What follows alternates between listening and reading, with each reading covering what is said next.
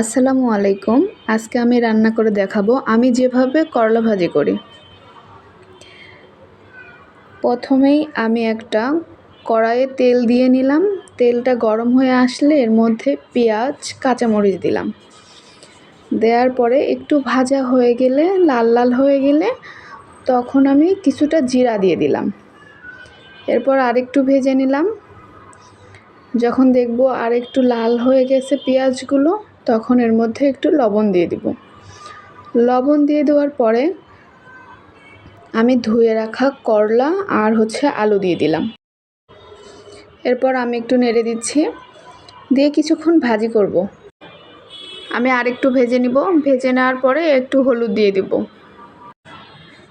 এরপরে আমি আবার কিছুক্ষণ ভেজে নিব। আমি খুন্তি দিয়ে ভালো করে নেড়ে দিচ্ছি। এরকম করে আমি কিছুক্ষণ ভাজতে থাকবো। কিছুক্ষণ পরপর আসলে আমি একটু খুন্তি দিয়ে ভালো করে নেড়ে দিচ্ছি। করলা ভাজিতে আসলে বেশি মশলার প্রয়োজন হয় না। একটু লবণ, হলুদ, পেঁয়াজ, কাঁচামরিচ দিয়ে ভাজি করলে করলা ভাজিটা খেতে দারুণ মজা হয়। আমি আরও বেশ কিছুক্ষণ ভেজে নেব। এক পর্যায়ে গিয়ে দেখব করলা ভাজিটা লাল লাল হয়ে আসছে। আর বেশিক্ষণ ভাজতে হবে না। এই পর্যায়ে গিয়ে আমি করলা ভাজিটা তুলে নেব। এটা আমার করলা ভাজির ফাইনাল লুক।